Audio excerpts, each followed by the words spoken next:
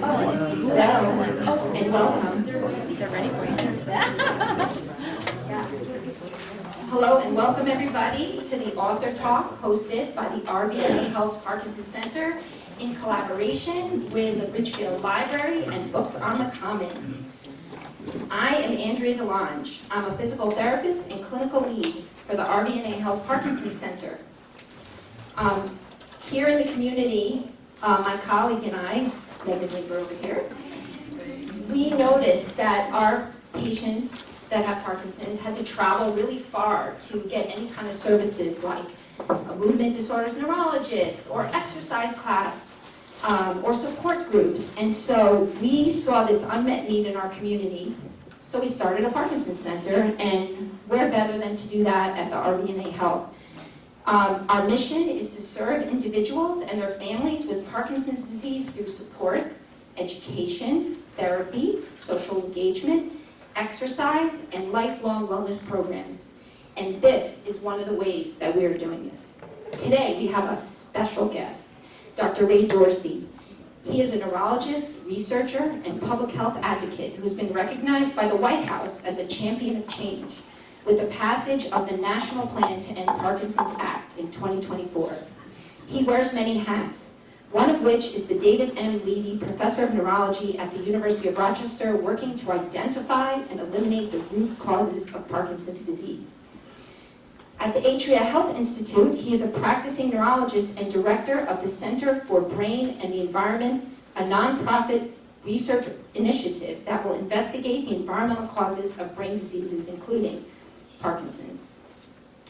He is with us today to share his knowledge and research through his new book, a New York Times bestseller, The Parkinson's Plan.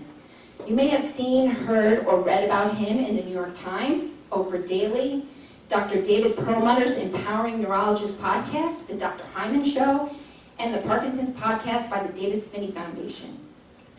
I've read The Parkinson's Plan, and I have already incorporated the Parkinson's universe and the 10 must-dos in my wellness classes and physical therapy sessions. I want to thank the Ridgefield Library for hosting us and Books on the Common for having books available for purchase here today. Please stick around after the event as Dr. Dorsey is staying and available to sign your book. I know I'll be in line for that.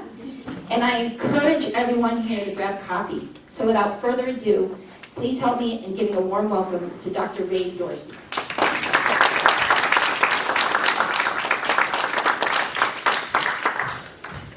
Thank you very much, Andrea. Thank you very much, RVNAhealth, for hosting. Can you all hear me fine? Thank you very much for Anne from the bookstore. Thank you very much for the librarian for hosting today. So you might gather, why are we here? And I think we're here because Parkinson's is one of the world's fastest growing brain diseases. And you all know how devastating the disease is. And in the words of Michael J. Fox, it sucks. And that I think most of Parkinson's disease is preventable. Yeah, exactly. Wow. No other brain disease looks like that. So when Dr. Parkinson first described the condition in 1817, he described 6 individuals with the disease. 6. 200 years later, the global burden of disease estimated that 6 million people had the disease. How do you go from a disease that Dr. Parkinson said has not been classified in the medical literature to the world's fastest growing brain disease in 200 years? Can't be genes, or genes don't change that much. Can't be aging alone, because this is growing far faster than aging. There were more than 65-year-olds in 1817, and there weren't a million more 200 years later. The central thrust of this is that chemicals in our environment are fueling the rise of Parkinson's disease. Dr. Parkinson first described the condition in 1817 in London. I don't think it's a coincidence. He describes it at the height of the Industrial Revolution, in the capital of the Industrial Revolution, when the air quality in 1800 London is what you've all experienced when the Canadian wildfires come down to Connecticut. And your worst day here is every day 1800 London. Chemicals that we're inhaling and ingesting are likely fueling the rise of this disease. Michael Oakley and I look at that graph and we see our report card. So Andrew just said some nice things about me, but Michael and I, in the introduction of the book, say that we're failing. It's on our watch that Parkinson's has become the world's fastest growing brain disease. And it's on us and all of us here in the room to change the course of it. And others have done so, whether that was for HIV, whether that was for polio with the March of Dimes, whether that's with the COVID-19 pandemic, whether it's even with stroke. Today, the incidence number of new cases for stroke in the United States is down 30%. In the last 30 years, mortality due to stroke is down 30% in the last 30 years. If we can do that for stroke, why can't we do exactly the same thing for Parkinson's disease? So in the book, we give you a proactive plan to, one, prevent the disease, two, learn why the disease begins. All of you want to get a cure for Parkinson's disease, I think that's right. And the prerequisite to getting a cure for a disease is to know its cause. I can't think of a disease that we can cure medically where we don't first know its cause. I'll give you an example. How many people remember bleeding ulcers? What do people think bleeding ulcers was due to? Stress, right? So what they tell you to do, change your job, change your lifestyle. Bleeding ulcers continued on. What causes bleeding ulcers? Bacteria infection. You take an antibiotic, no one dies of bleeding ulcer. Bleeding ulcers was a top 10 leading cause of death in the 1960s. Yes, so when I was in medical training, there were people here, right, had uncles with bleeding ulcers. You had people coming in with bleeding all the time. As a resident, that was your job, was to care for them. I haven't heard of the last person, I can't remember even hearing of someone dying of a bleeding ulcer. We find out the cause of the disease, we can start preventing it, slowing it, and curing it. And then we need to amplify the voices of those who are directly affected. Whether it's polio, whether it's Mothers Against Drunk Driving, whether it's HIV, the course of diseases are changed when people who are most directly affected by the disease, not neurologists, but people most directly affected by the disease make their voices heard. I want you to all make your voices heard today.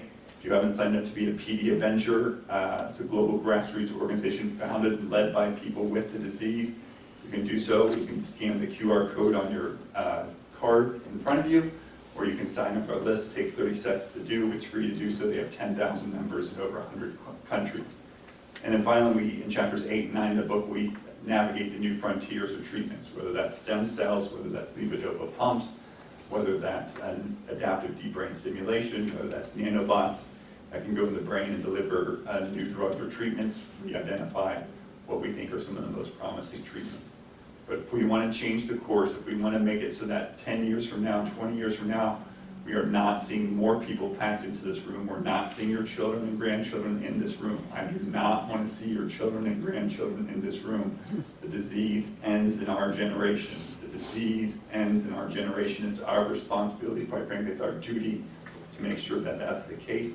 If Parkinson's is preventable, we should take actions to prevent our kids and grandkids from getting this disease. So, when I was in medical school, I was taught that Parkinson's disease was some natural consequence of aging, genetics, and maybe bad luck, and maybe a word mentioned on pesticides. I think that's wrong. But the Parkinson's disease clearly increases as you get older, and longevity, people's increasing lifespans, plays a role in Parkinson's disease. So the incidence, the number of new cases of Parkinson's disease increases with age. And in fact, it triples every decade. Extraordinarily rare before age 30, and then every decade thereafter, it about triples. And in most parts of the world, it's more common in men than in women. This is data from the United Kingdom. And I think there's a reason why more men than women get the disease. I don't think it has to do with biology so much as it has to do with sociology. Men are more likely to be farmers, men are more likely to be exposed to the chemicals that are implicated in the disease. So this is what most of my colleagues think, is that Parkinson's disease is some natural consequence of aging. Parkinson's disease is not an inevitable consequence of aging. It's no more a natural consequence of aging than lung cancer is. So this is the incidence curve for individuals with lung cancer. Extraordinarily rare before age 30, it triples every decade thereafter. In most countries of the world, it's more common in men than women. Is lung cancer a natural consequence of aging? No. In fact, in 1900 in the United States, there was almost no lung cancer. 1900 United States, almost no lung cancer. So rare, it was considered a once-in-a-lifetime oddity by doctors and medical students who would gather around when they saw a case thinking they would never see it again. And but 25 years after cigarettes were introduced in the United States in the early 1900s, You saw a corresponding rise in lung cancer deaths. Smoking in the U.S. peaks in 1970. 25 years later, you see a decrease in the number of lung cancer deaths. In the United States, United Kingdom, more men smoke than women, and that's why you see the rise. So almost identical condition. The other implication is that you don't get lung cancer at age 60 because you started smoking at 50. You get lung cancer at age 60 because you were smoking when you were in your teenagers or in your 20s. Same thing with Parkinson's. The seeds of the disease are likely planted early. It takes some duration of time to get exposed to the condition, and it takes years, if not decades, for the disease to become manifest. All of you know that you didn't wake up one morning and have Parkinson's disease. You likely had a slowly progressive course. Perhaps your first symptoms were constipation. Perhaps that means that Parkinson's may have been beginning in your gut and then spreading upwards to parts of the brain that are affected with tremor and slowness movement. Perhaps one of your earliest features was loss of smell, suggesting that Parkinson's may have begun in the smell center of your brain, then spread backwards to the part of the brain that's responsible for tremor. But in any case, the seeds of the disease are planted early, and really get increasingly concerned about early childhood exposure, even in utero exposure as a teenager in your 20s, planting the seeds for Parkinson's, which takes years or decades to develop thereafter. Does that make sense? So the other thing is that we're told that Parkinson's is a function of genetics. So there was a great study ongoing led by the Parkinson's Foundation. It's called PD Generation. Anyone participate in the study? So outstanding, it offers free genetic counseling and genetic testing to anyone with Parkinson's in the United States and several other countries. You can go to their website, PD Generation, G-E-N-E, Ration, and you can sign up to participate.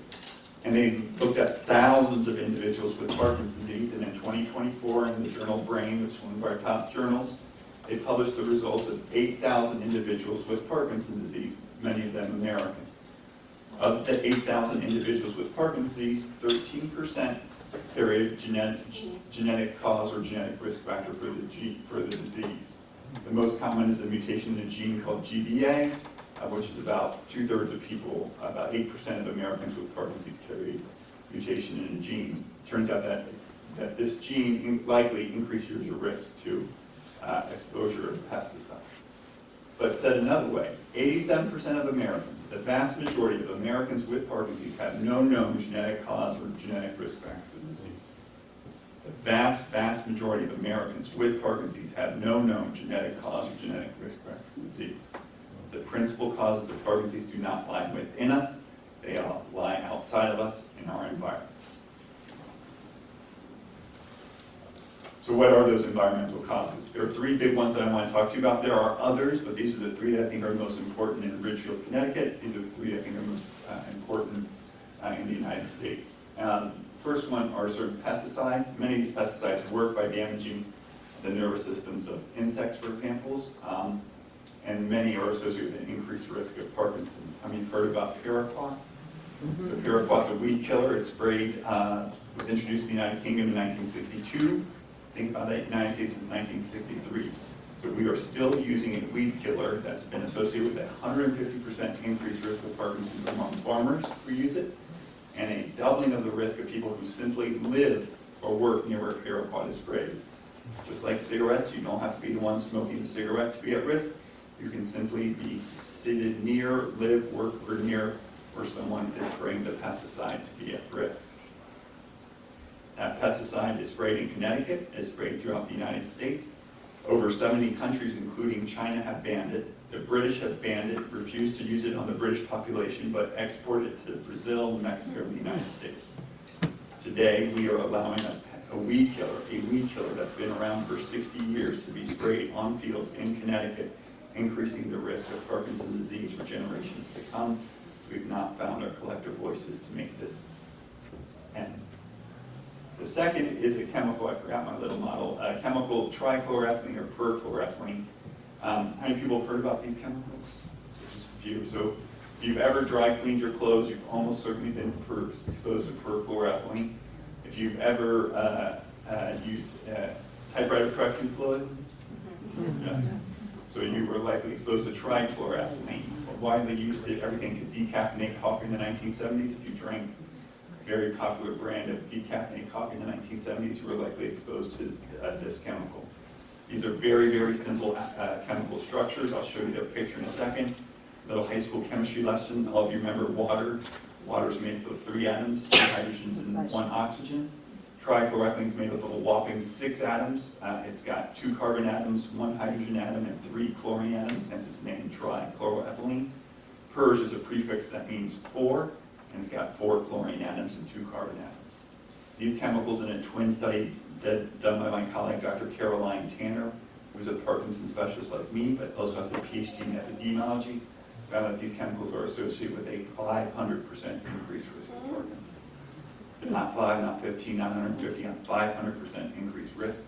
These are also the chemicals that are at the marine base Camp Lejeune, same chemicals in Gowanus Canal in Brooklyn, same chemicals are in Toms River, New Jersey, same chemicals that were in Woburn, Massachusetts. If you're a lawyer, you've read the book Civil Action. That's all talking about exactly the same chemical that's contaminated up to 30% of groundwater in the United States, the same chemical that's in over half of Superfund sites throughout the country, same chemical that I'll show you later today is in near this community here in Ridgefield, Connecticut, the same chemical that's been around for 100 years, the same chemical that is known to cause cancer, trichloroethylene is known to cause cancer according to the EPA, and the same chemical that was banned in 2024, but that ban was frozen in 2025, and the fate of this ban is a little bit uncertain. And then the last one is air pollution. So all of you seen pictures of air pollution, you've all breathed in air pollution, and so that's what air pollution looks like. And so what is that? And so when you're seeing these little pieces of dirt and soot that are suspended in the air, scientific term for those pieces of dirt and soot are particulate matter. Most of them are large enough that we cough them out or sneeze them out. Some are so small, 1/30th the width of my hair, that they penetrate the nerve responsible for smell that hangs up in our upper nasal passages. And hitchhiking on those pieces of dirt and soot are some toxic passengers. Lead from leaded gasoline, iron from lead brakes, platinum from catalytic converters. Some of these metals have been associated with misfolding of a protein called alpha-synuclein that we know is misfolded in Parkinson's disease. This misfolded protein is first found in our smell centers of our brain, which then can spread backwards to the part of our brain that's affected in Parkinson's called the substantia nigra. So I'll take a little bit more in detail about each of these. And part is to maybe get you a little disturbed. Part is to maybe provoke and see if you can figure out why you have the disease. Because if you figure out why you have the disease, we can prevent it, slow it, treat it, and cure it. And hopefully we can motivate change. So this is where paraquat is sprayed. So it's sprayed right here in Connecticut. It's sprayed throughout New York State. It's sprayed throughout the United States. And it's sprayed not in decreasing amounts, but in increasing amounts according to the U.S. Geological Survey. It's sprayed on cornfields, soybean fields, orchards and grapes, and cotton fields. Anyone have exposure to paraquat? The children who are exposed to chlorpyrifos should have found slow motor function. In 2021, the EPA actually banned this chemical, and the basketball player Brian Grant, who has Parkinson's disease, reading his autobiography at night, getting to the last chapter, and he mentioned that when he was a 3-year-old boy, he was at Camp Lejeune because his father, a Marine, was stationed there. He was there at the same time that these Marines were exposed. His exposure was at age 3, and yet 33 years later, he developed Parkinson's disease, likely while still playing in the NBA. Since that time, I've met 2 people who were conceived at Camp Lejeune, one who wasn't even born at the military base. Her father developed Parkinson's disease, and then she later developed Parkinson's. The seeds of Parkinson's are planted early. If you take action to prevent your children and grandchildren from being exposed to these chemicals, they can live long, healthy lives free of these chemicals. So you don't have to be a Marine to be exposed to this chemical. You don't have to be working as a taxidermist or a shoemaker or a painter or a printer. You don't even have to be in Toms River, New Jersey or Gowanus Canal. You can just be hanging out here in Stratford, Connecticut. This is close by. Does anyone know about this site? Yeah, so this is a manufacturing site that for 70 years, so trichloroethane's been used since the 1920s, been causing cancer for 100 years. Manufacturer built brakes, clutch parts, and other car pieces. Waste was disposed of at spill at the facility, under homes, and other properties, including several wetlands over the Housatonic River. About 150,000 people live within 4 miles of this site.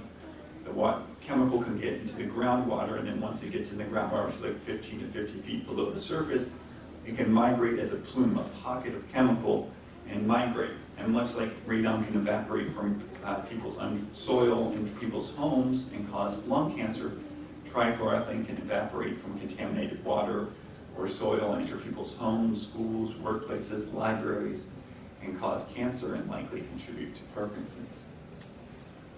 So in 1993, this is generations after the plant was in operation, the EPA evacuates soil contaminated with TCE and other chemicals from 46 residential properties.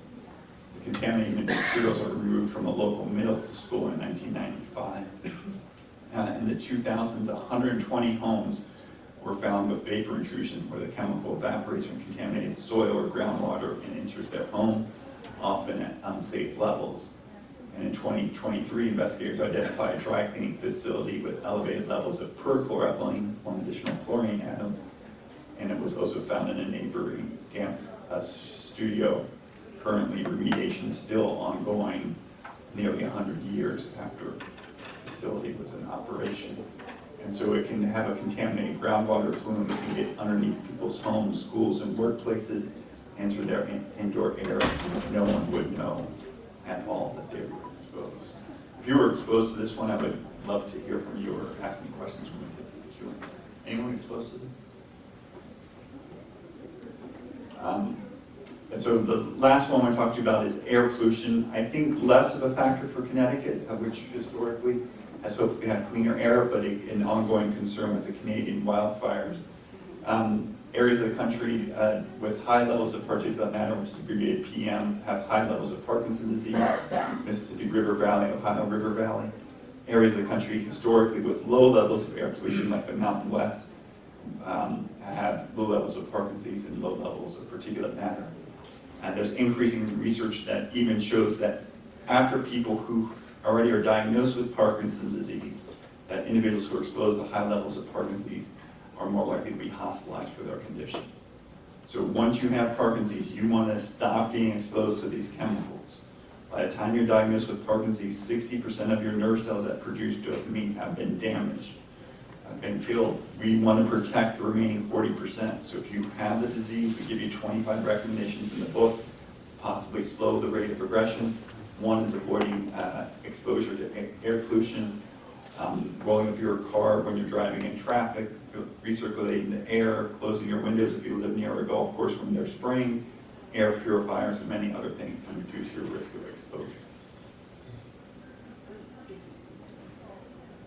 So in the book, we give you ways to prevent or slow the rate of progression, actions that you can take as individuals.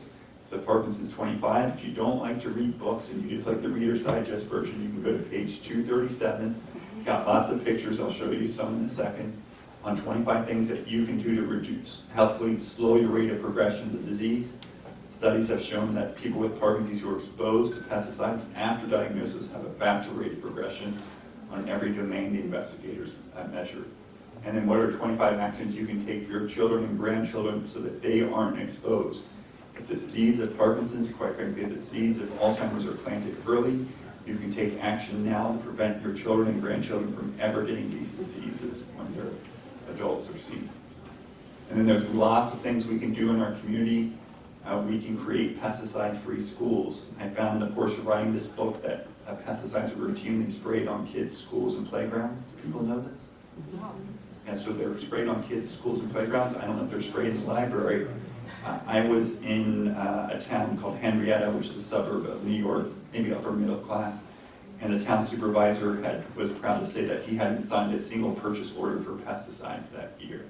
No pesticides on public grounds, no pesticides on public golf courses, no pesticides on medians, no pesticides on on the town's grounds? Can we make it so that Ridgefield, Connecticut says we're not going to spray pesticides on kids' schools? In California, because of the action of a woman who saw her 5-year-old kindergartner sprayed with pesticides by a man in a hazmat suit in Sherman Oaks Elementary School in Los Angeles, her child had an asthma attack in front of her. He goes back to his mom, says, Mommy, is this ever going to happen again? She says no. 2 years later, California passes the Healthy Schools Act, which bans the use of most toxic pesticides on kids' schools in California and requires that if schools spray pesticides on schools or playgrounds, they do so by notifying parents in writing in advance of such spray. We can do that in California. Why can't we do that in Ridgefield, Connecticut? Why can't we make it so that we aren't spraying neurotoxins on kids' playgrounds and schools? We wonder why 1 in 31 8-year-old Americans have autism, and we're spraying their playgrounds and schools with neurotoxins. Can we develop organic golf courses? My colleague would say this is a business opportunity. If we have organic produce, why can't we have organic golf courses that use less or no pesticides? I think we'd all be willing to have greens that are 10% less green if we use less pesticides like chlorpyrifos. Some of you are aware that research done by my colleague, Dr. Brittany Krzyzanowski at Neurological Institute in Phoenix, and our colleague, Dr. Rodolfo Savica, a neurologist at the Mayo Clinic, showed that individuals who lived within 1 mile of a golf course in Rochester, Minnesota, had a 126% increased risk of developing Parkinson's disease compared to those who lived 6 or more miles away. And then we can measure the disease and ban dangerous chemicals. If over 70 countries, including China, have seen it right to ban paraquat, why can't the United States do the same? It's been around for 60 plus years. I'm not a farmer, I'm a product of suburbia, but my guess is that most farmers aren't using tractors or irrigation systems from the 1960s, and I suspect that no one drove to the library today in a car from the 1960s. If engineers can come up with safer modes of transportation, chemists can certainly come up with safer pesticides. And then we also need to stop subsidizing the use of pesticides. The United States spends at least $15 billion a year subsidizing crop production in the United States. 99% of that goes to crops that spray pesticides. Only 1% goes to organic. The 2 crops that are subsidized the most in the United States are corn and soybeans, which happen to be the 2 crops that are sprayed with the most paraquat in the United States. And so these are the Parkinson's 25. It's nice in color in here. Unfortunately, we don't have color in the book, but in the back, you can purchase a book. It's page 237. We give you 25 recommendations to possibly slow the progression of the disease. Number 1 is to wash your produce, even your organic ones. Pesticides have contaminated our food supply. Remnants of pesticides are found in 20% of common foods. 20% of common foods that we eat have pesticides. Organic produce, dairy products, and meat can reduce exposure, but can still have unsafe residues of pesticides. So wash your produce at least with water and consider simple vegetable washes, vinegar or salt solutions too. I make this really easy when I buy my organic apples from the grocery store. I bring them home, I put them in a glass bowl, I fill the glass bowl with water and a little bit of vegetable wash because I get really worried about fat-loving pesticides that might be absorbed through the gut or get into your brain, which is filled with fat. And so I give them a bath, and then if you have any questions about the utility of a bath, you will look at the wash water. After you've washed your fruits and vegetables, you will not want to drink it. I rinse them and I put them in the basket so I can eat them during the week. And then we talk about changes in your diet, about the Mediterranean diet, which might reduce exposure to animal products. And so when you're eating an animal, whether that's a cow or a pork or a pig or a bull, you're eating not only the animal, but you're eating what they ate. And so cows, for example, have been fed feed that's been contaminated with pesticides that dissolve in fat. Cows concentrate those pesticides in their milk. That milk makes its way onto the grocery stores. And there have been studies showing that high milk consumers have an increased risk of Parkinson's. You can enjoy wine without pesticides. We talked about air purifiers. Don't poison yourself. Sometimes the remedy is worse than the disease. Insects, including fleas, ants, and moths, can be unwanted guests. Unfortunately, some common pesticides can increase the risk of Parkinson's. For example, the pesticide permethrin found in flea collars, ant sprays, mothballs, and outdoor apparel and reduce dopamine-producing nerve cells in lab animals. Consider safer alternatives, and if necessary, minimize exposure by wearing a mask, increasing ventilation, and avoiding spraying your children. You know, if you have this much exposure to a pesticide, that matters a lot differently if you're 20 years old, 12 years old, 2 years old, or 2 months old. The seeds of these diseases, including Alzheimer's, are likely planted early. You're all going to get a green dry cleaner. No one's going to use a dry cleaner with perchloroethylene, often abbreviated PERC, in the industry. So that's all on prevention. Second, we need to learn why the disease begins. Out of every research dollar spent on Parkinson's disease, only 2 cents is spent on trying to prevent the disease. Only 2 pennies out of every research dollar is spent on preventing disease. The vast majority is spent on trying to get better treatments, which we need. But no one looks upstream and just continue to have bodies coming downstream that are affected with Parkinson's disease. There are homes that are sold for more money today in New York City than we as a society spend on trying to prevent Parkinson's disease. We wonder why Parkinson's is one of the world's fastest growing brain diseases. Now, if you just said Ray is off his rocker, and that most of Parkinson's has to be aging or other factors, if just 1% of Parkinson's disease were preventable, the economic benefit of preventing just 1% of Parkinson's disease in the United States would be $500 million. That's double what the NIH spent on Parkinson's research last year. That's more than the Michael J. Fox Foundation, which is the world's largest funder of Parkinson's research, spends in any given year. And it's more than the global sales, not profit, sales of Paraquat. The United States would be better off cutting a check to the manufacturer of Paraquat to have them stop spraying it on the fields in Connecticut, New York, around the United States than to continue to let this go on. And then we need to amplify the voices of those who are affected. We're standing not too far from New York City, where a group of activists in 1987 formed an organization called ACT UP. And their motto was silence equals death, because as the late Barry Kramer said, if we don't get our acts together, we're all going to die. And so for Parkinson's, silence doesn't equal death, although Parkinson's is now the 13th leading cause of death in the United States. And 100 people will die of the disease today, but it does equal a lot of suffering. And I think the suffering is needless and preventable. When I see people with Parkinson's disease walking the streets of New York, I get a little bit pissed off. Sometimes I get a lot pissed off. Because I think that suffering is needless and avoidable.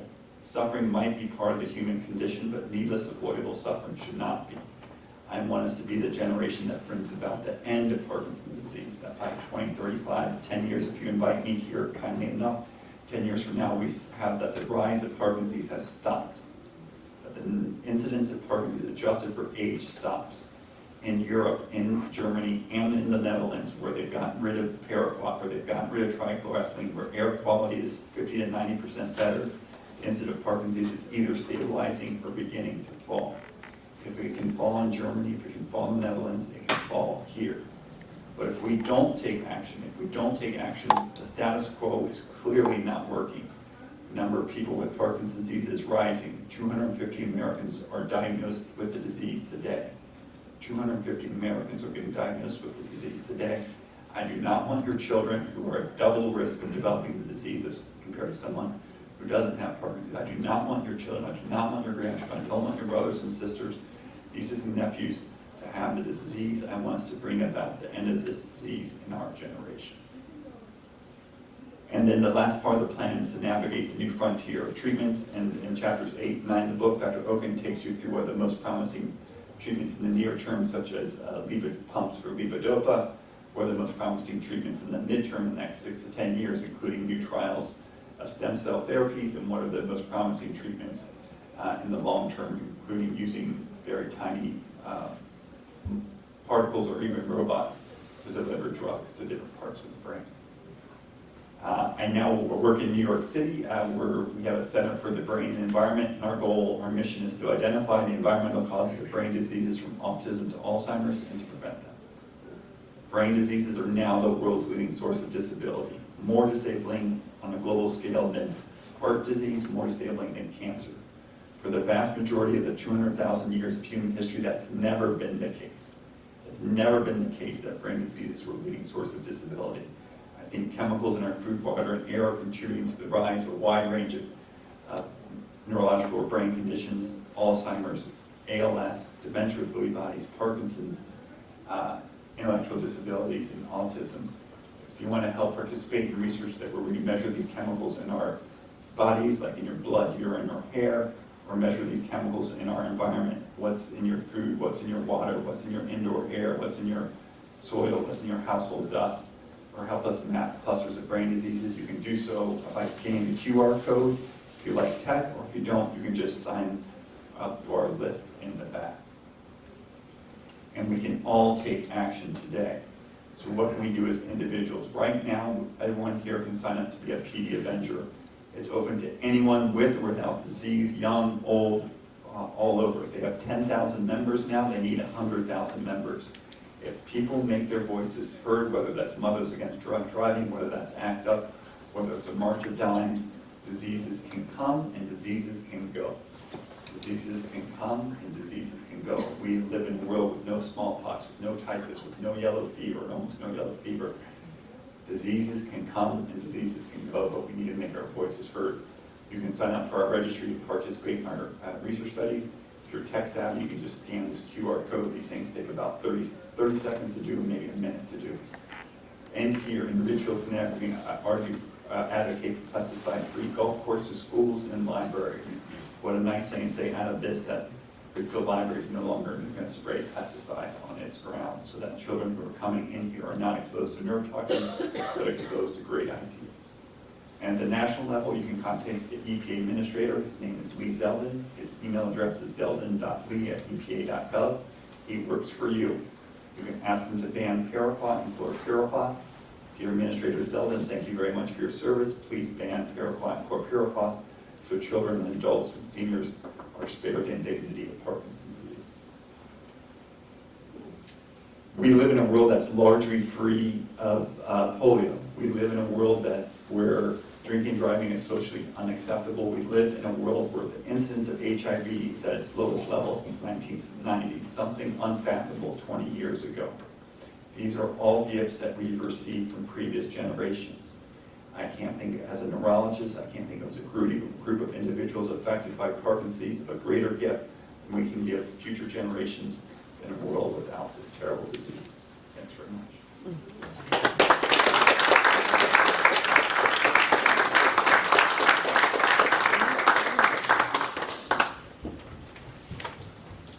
Quick question, was that Stratford location, was that Raybestos or AFCO? I don't name company. Well, I grew up right there, so. But you can read the. Well, I didn't know the circled site below or the red. If you read the sources down here, you can get a good sense of it. Yes, ma'am. I was taking my vegetables and putting them in water, or like my fruits, and putting them in water with a teaspoon of baking soda and setting the timer for 10 minutes and then draining them.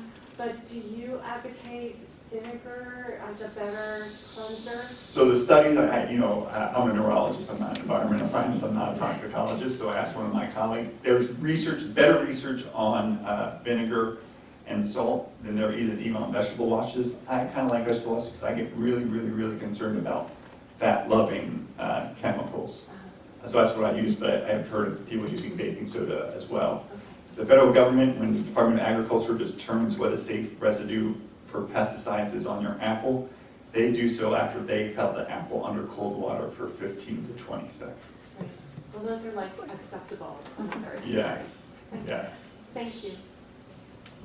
Yes, ma'am. Does Michael J. Fox think he knows why he got it? So in chapter 2, he had an interview with Jane Pauling, which he says he thinks he got Parkinson's from exposure to some kind of chemical. I have no inside information, but I think he's right. He was part of a cluster of 4 people who worked on one of his sitcoms before he was on the Family Ties. 4 of the 100 people working on that TV show about Parkinson's, many at a young age. Yes, sir. Did DDT show up in any of your testing? That was a big California thing. Yeah, so you want DDT story? So DDT, so this is the pesticide that Rachel Carson wrote about in 1962 in Silent Spring. That's from the library. And so DDT in World War II saved millions of people from getting malaria. Wonderful pesticide killed mosquitoes that spread malaria. And so Rachel Carson, when she writes about DDT in 1962, she's not arguing against the use of pesticides, she's arguing the indiscriminate use of pesticides. And one of the places it was indiscriminately used was evidently in Michigan, on what's now Michigan State University, to protect some trees. And the researchers there were wondering why all the robins were disappearing. Rachel Carson's book, Silent Spring, is about the effects of pesticides leading to a spring that would be silent, where the birds are no longer chirping. It turned out that the robins in the area were developing tremors. I've never seen a robin tremor, but evidently in the 1950s, robins were tremoring and then they were dying. And so it was like, well, is DDT causing Parkinson's disease in robins? But how would that work? Robins don't eat leaves, robins eat worms. But what do worms eat? Leaves. And what were those leaves sprayed with? And DDT is fat-loving, so guess where the worms put the DDT? In their fat. And then guess what the robins ate? Worms that are enriched, magnified with DDT. So I think we have experiments that show that robins in a natural history study are developing what looks like Parkinson's disease from exposure to DDT. In the lab, DDT and class of pesticides like it damage the dopamine-producing nerve cells. So I do get worried about DDT exposure in Parkinson's. That milk study I showed, that mentioned the cows who ate the feed that was contaminated with pesticide, that was a cousin of DDT called heptachlor. High milk consumers in Hawaii had high levels of Parkinson's. When they looked at their brain, they had fewer dopamine-producing nerve cells, and they had the residue of that pesticide in their brain. Did I answer your question? Yes, thank you. Yes, sir. What do we know about level of exposure? I mean, obviously zero exposure would be the best, but and the other problem is there's so many different types of pesticides, degreasers, all this sort of stuff. For example, I worked at a golf course one summer. I was in college, so 3 months exposure to whatever they were spraying there.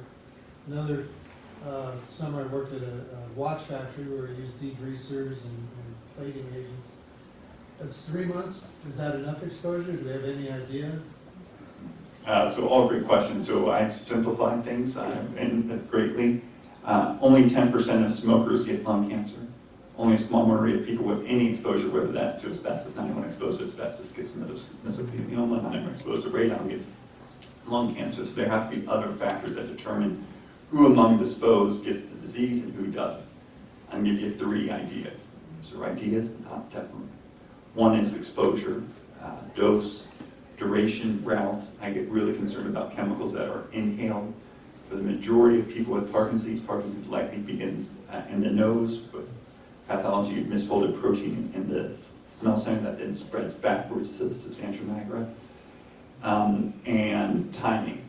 So I really, really get concerned about people early in their life. So this much exposure to a 2-month-old or in utero is a lot more damaging than to a 40-year-old. And if you're exposed at 40 or if you stay up smoking at 70, you might get away without ever getting lung cancer, for example. So I worry about dose, duration, route, and timing.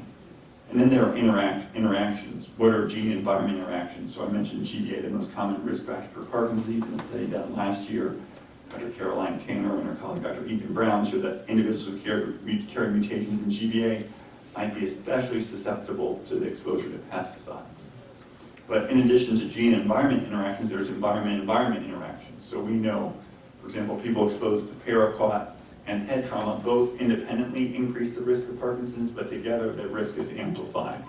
So someone like you exposed to pesticides and trichloroethylene perhaps have an amplified risk. And then I think there's some just chance, some bad luck. So you're a smoker and you're smoking, accumulating mutations in your lung cells, and most of them we clear out, we correct. We have cells that actually job is to kill off damaged cells. But sometimes you might just get more bad luck and it escapes normal surveillance mechanisms and leads to spreading of a tumor or misfolding of a protein that spreads upwards. And then there are a whole bunch of modifiers, one of which is aging. As you age, your ability to clear this misfolded protein decreases. Stress is not good. Diabetes is not good. Sex might play a modifying role, and the other comorbidities, other diseases could be. So what was your exposure, what are the interactions, and what are the modifiers? Yes, ma'am. What about someone who had a lot of chemo? So a lot of chemo, I would probably put that in like the modifiers. I'm unaware of any chemotherapeutic agents, some of which are neurotoxin, that has been linked to Parkinson's disease. Someone might correct me, but I can't think of anything off the top of my head. Yes, sir. Most of these chemicals, the solvents and pesticides seem to contain chlorine. Yeah. Do you have any concern about chlorine itself? Because a lot of us still use it kind of wantonly and even love the smell of it. So I'm not a toxicologist, I'm not an environmental scientist, but it turns out that almost all these chemicals have a similar chemical structure with a carbon bound to a chlorine atom or to a class of, remember the periodic tables, rose COM7, flashbacks, not to mean to disturb anyone and give them nightmares, there's halogens. And so I get concerned. There's another class of chemicals called PCBs, polychlorinated bromines, bromines used in the electronics industry, that are also linked. So yes, I do worry about a class of molecules. I don't think chlorine, the gas in and of itself, shares the same properties. So I worry less about that for Parkinson's. Yes, ma'am. I always thought about chlorine and swimmers, and how chlorine was such a great chemical because it even kills AIDS. But I've never known swimmers, the swimming community, to have an increase in any Yeah, nor at all. which was really nice Yes. to see. There might be other health consequences, but not to Parkinson's. Is there any testing that you can do to find out what we're running around with right now? Yeah, so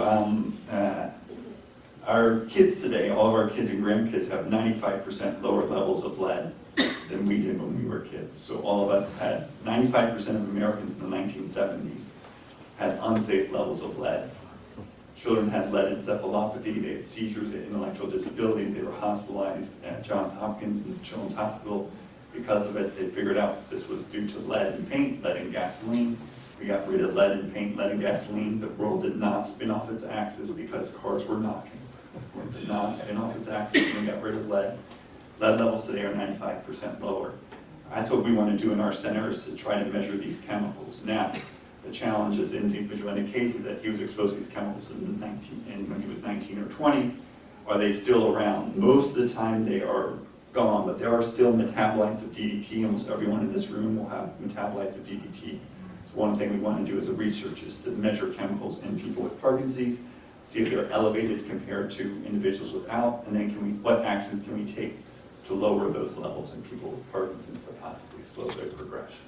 So if you want to participate in our research studies, you can just sign up. That's exactly what we're trying to do.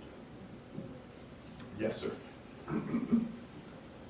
You've covered a lot, but no mention at all about exercise in connection to Well, I thought you guys already knew about exercise. So I was trying to tell you something new. So I think recommendation 20 or 21 of it is exercise. So exercise releases growth factors that might protect the remaining nerve cells that are damaged. I think there are three major things that you can do to modify your progression. Everyone's looking for a disease-modifying pill. I think we have three disease-modifying strategies or interventions that you can apply today to slow down. 2 studies show that people who already have Parkinson's exposed to high levels of air pollution are more likely to be hospitalized. If you're a smoker and you get diagnosed with lung cancer, what's the first thing the doctor's going to tell you to do? If you get diagnosed with diabetes, what's the first thing the doctor's going to tell you to do? If you get diagnosed with high blood pressure, what's the first thing the doctor's going to tell you to do? So if you're diagnosed with Parkinson's, the first thing you should do is stop getting exposure to these toxins. I think one of the reasons why some people have faster rate of progression and some are slow is some people are no longer getting exposed to toxins, and some people still are. They're still drinking the well water, they're still living next to the golf course, they're still living next to an orchard, they're still living next to a field that's spraying those pesticides. And then the third one is to get really good care. So that's really, really, really difficult. It turns out only 9% of people with Parkinson's see a Parkinson's specialist like me or Dr. Oken or Dr. Tanner.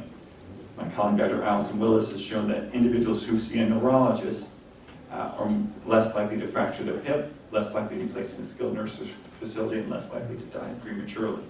Now, getting into to see a Parkinson's specialist is brutal, right? We're never gonna be able to train enough neurologists to get around to address the rise in Parkinson's, so that's why we need to prevent it. But if you can, try to get to one, and then I think you can increasingly piece together multidisciplinary care through yourself. There's something called the Parkinson's Voice Project in Dallas. It was in Dallas, Texas. It's a strip mall, and it says Parkinson's Voice Project. Instead of saying Lowe's or Home Depot, it's a Parkinson's Voice Project.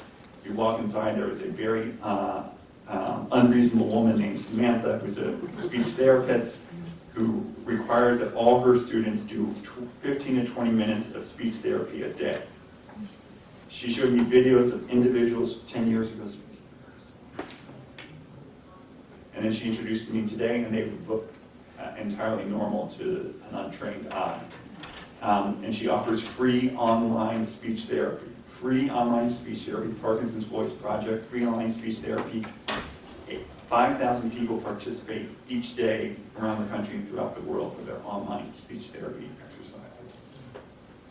Just follow up, why the speech? Why the issue here?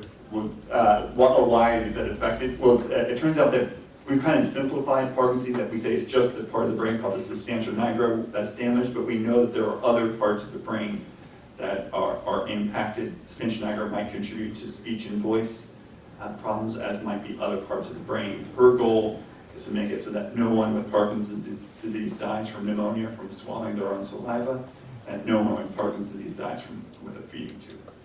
And so Parkinson's Voice Project, very, very powerful. Yes, ma'am? What do you think about head injuries, or is that not? No, so head injury increases your risk of, head injury with loss of consciousness increases your risk of Parkinson's, associated with an increased risk of about 50%. So it's a major thing. One of the recommendations is to wear a helmet. I'm assuming you all know that we're wearing helmets. If you're like to bike or ski or whatever it is, you should wear seat belts, all things to reduce head trauma.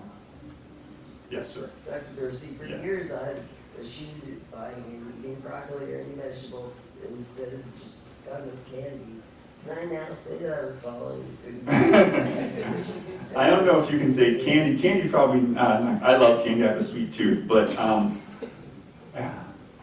so I used to think that food I ate, the water I drank, and the air I breathed was safe. When we had young children, my wife said we should buy organic. I poo-pooed it when I was in medical school because I was taught to be skeptical of such things.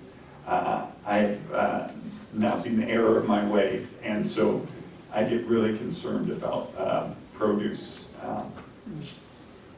Yeah. Yes, sir. Regarding prevention, have you read about the study in Harvard with lithium supplementation? Yeah, so one of my colleagues is Tom Gattuso. He and I trained at the same place at the University of Rochester during fellowship, and so he's working this book on lithium. And so there are studies suggesting that low doses of lithium could be helpful in individuals with Parkinson's disease. I'm not an expert in that topic, so I'm not sure, but I think it's definitely worth investigating. Now, lithium has its own side effects and needs to be monitored under the care of a physician, but it is a promising area of investigation.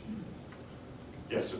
You've mentioned a number of times golf courses and pesticides used on golf courses. I'm wondering, have there been any specific studies done of golf course workers, let alone dry cleaners? So there are 3 studies of green space workers, so including landscapers that have documented an increased risk of Parkinson's disease. One study linking green space workers to a higher risk of ALS. So you can imagine that there are 3 studies linking soccer players to ALS, which I think is a combination, I don't know, a combination of head trauma and absorbing pesticides through your skin or inhaling. Spend a lot of time on sports fields. There's one study of golf course superintendents from like the 1980s that showed a higher risk of neurodegenerative conditions among that. And then last week I spoke to a close friend of one of my colleagues who's a professional golfer who has Parkinson's disease. So that's what's out there in the literature. But you can imagine it's really hard to do these studies. So some people say you haven't proven it. So I think we need to flip it and say that, we require medications in the United States to be safe and effective before we use it. We should require the same thing of pesticides and chemicals, that they be demonstrated to be safe and effective before we use it. Why are we putting the burden on golfers, on landscapers, on scientists, on people exposed to these chemicals than putting the burden on the manufacturer. Almost all these exposures, right, are done without your knowledge. Right? Almost everyone who's been exposed to these chemicals was done without the knowledge that these chemicals increase your risk of Parkinson's disease, and they were done without your consent. Right? They were done without your knowledge and without your consent. If the manufacturer Paraquat has a right, freedom to sell as they contest, you have a freedom to know. Yes, sir. So you talk about PM 2.5, was PM 10 and the air quality index, ozone. Has there been any connection to the ozone, elevated ozone levels? So it's kind of hard to like, so cigarette smoke, right? So if I asked you what cigarette smoke causes lung cancer, you guys would say, yeah, no one really knows. So benzopyrenes, it's really, really, really hard. So cigarette smoke is made of a mixture of chemicals. This gentleman was asking, you know, farmers who work with pesticides don't generally just work with one pesticide. They work to a range of pesticides over the years with varying amounts of exposure. Air pollution is the same thing. So we know that air pollution from a Canadian wildfire is different than air pollution from a manufacturing plant in Gary, Indiana, which is different from air pollution due to traffic in Los Angeles. You know, what you get here, I think, from New Jersey, coming over from all the chemical. So we don't know exactly what's in it. I think the particulate matter, is like a Trojan horse, but instead of bringing in troops, it's bringing in toxic chemicals. And so that's what I think is the thing. So I don't think it's just like little pieces of dirt and soot. I don't think it's like a gas like nitrous oxide. I could be wrong. I don't think anyone actually in the field would like stake a claim on it. I get most concerned about the toxic chemicals and metals that are being brought in by these air. Makes sense. Yes, sir. Did you comment on stem cell therapy, Dr. Dorsey? Thank you for your wonderful presentation, by the way. But it seems to me the holy grail, if you could get cells to replace the 60% damaged cells in the substantial hydro, would make a logical sense. I know Mass General has done 1 or 2 cases already. And in the popular press, there's advertisements for stem cell therapy that famous Hollywood personalities saying that it stabilized his PD. So if Parkinson's is due to loss of nerve cells that produce dopamine, can you replace those nerve cells by injecting stem cells, which are immature cells that you can coax to differentiate into skin cells, heart cells, nerve cells, or nerve cells that produce dopamine? So about 20 years ago, there were clinical trials of stem cells in people with Parkinson's, largely proven to be ineffective, although there was some controversy. So the second generation of stem cell therapies are being studied right now. Now, the challenge with stem cells is you have to get them into the brain, you have to get them to produce dopamine and to make connections to the other nerve cells. So right now, the way that you do that in 2025 is through surgical implantation of the nerve cells into the part of the brain that's damaged so it can connect to it. Most of the stem cells, so there are clinical trials and those are reasonable considerations. Remember, what's the primary purpose of a clinical trial? To make sure it's safe. What's the primary purpose of a clinical trial? Of any research study, what's the primary purpose of a research study? Answer a question. And advanced knowledge, right? Advanced knowledge is not to make you better. If we knew it was going to make you better, we would just give it to you. Right? So remember, the primary purpose of research studies is to advance knowledge. Now, all the questions that you asked me today are based on someone participating in research studies in the past, and so I can give you an answer to them. So it's important to do that, but just recognize that's the primary purpose. Now, many of the stem cell therapies that are being advocated are, you know, if you eat stem cell therapy, you can get it infused into your blood. I'm skeptical, I could be wrong, I'm skeptical that these things are actually going to make their way into the brain. Knock on the door, this is the big one. Hello? No worries. So I'm skeptical that stem cell therapies that are injected are going to make their way into the brain. You can imagine you have a lot of cells that are really good at getting rid of foreign material. Stem cells would be viewed as foreign, and you can imagine that your brain's pretty good about not letting foreign cells into the brain. So I'm a little skeptical, very skeptical on the stem cell therapies that aren't directly implanted into the brain. If I were going to have something implanted into my brain, I'd want it to be done by reputable individuals. Yes, sir, in the back. Have there been any studies of colleges and universities in terms of exposure to these chemicals? You know, you see the pictures in the brochures with the perfectly green palms, and you sometimes wonder how they got there. I haven't seen colleges and universities. I told you about the 3 studies of soccer players in Italy, Scotland, and Spain, but I haven't seen it on that. I got, I do this listening tour, and I call it listening tour for good reason, because this is how I learn and I hear from you. And one of the individuals I've spoken with, he's a coach, he used to be a coach, and I was like cross-examining him on head trauma, where you, as a football player, did you get concussion, and I kept asking the question. He said, listen, as a backup quarterback, I wasn't getting hit all that often. And then he said, but what I get concerned about is the fields I was on, because I'm on the fields, one golfer said I'm on golf courses 300 days a year. If you're a soccer player, if you're a football player, if you're a coach, you're on these fields all the time. They're getting sprayed with the pesticides, and you can be inhaling it. So those are the individuals that do. But why can't we have universities and colleges reduce pesticides by 50%, right? This would not be, save money.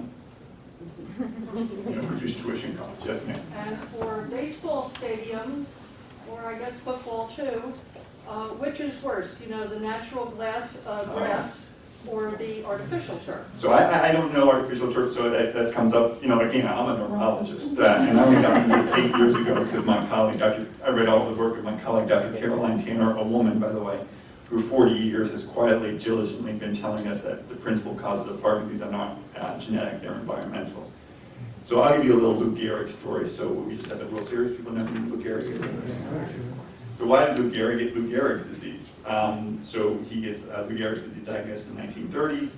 And there's no synthetic pesticides. DDT was like the first major synthetic pesticide. Actually, the person who created it won a Nobel Prize. I told you it ran lots of people from getting malaria. Why did Lou Gehrig get Lou Gehrig's disease? So obviously he had, he was a football player, some of you know, he was at Columbia University, so he had likely had head trauma, so that's one risk factor. So the other one I wonder is obviously Yankee Stadium is not, the grass doesn't naturally grow at Yankee Stadium, right? That's imported grass. And so that imported grass is imported as sod, right? No one's just planting seeds in the dirt. To grow, you roll out the grass. And it turns out that sod is pre-treated. Today it's pre-treated often with pesticides, so think about your kid's school or playground. It turns out that before there were synthetic man-made pesticides, there were heavy metals. Who was telling me about arsenic or something like that? Who was telling me about arsenic? Someone was telling me about arsenic. Heavy metals were used to kill off insects. So I wonder whether Lou Gehrig was getting exposed to heavy metals, which have been linked to both Parkinson's and to ALS, if he got a combination of head trauma and exposure to heavy metals in this grass that was used in Yankee Stadium in the 1920s. So thought, I'm not proved, but that's one of the idea. Yes, ma'am. I wanted to say what a wonderful seminar you gave. Thank you. And I think it's very interesting talking about these golfers having Parkinson's when such a large majority of them have non-Hodgkin's lymphoma. And you've got to say the two are the different sides of one coin.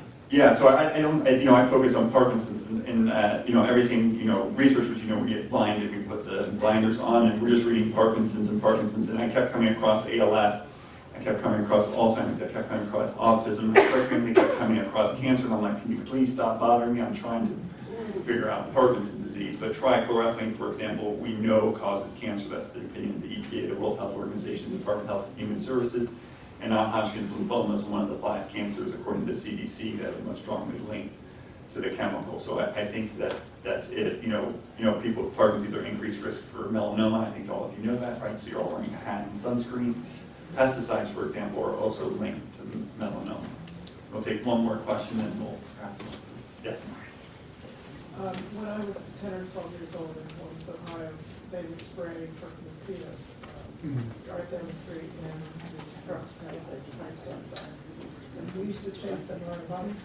Is there a way for me to go back to the source and find out what was in that spray? So I don't know, and I do a lot of digging, and so like even the Yankee Stadium, I tried to find out who was supplying the sod for Yankee Stadium. So if you really go deep, you can, but I suspect it's DDT. So there are pictures of DDT trucks like on Atlantic City and kids behind it, like an ice cream truck. In our first book, we even talk about a woman who grew up on a farm, third-generation farmer. They would spray her grandma insisted she stay inside, and then afterwards, the kids would go out and do that. And I think this is exactly what Rachel Carson was warning about in 1962. She even wrote prophetically that new kinds of diseases would appear among farmers that would puzzle the doctors in the city. Now, obviously, she didn't know that one of those new diseases might be Parkinson's disease.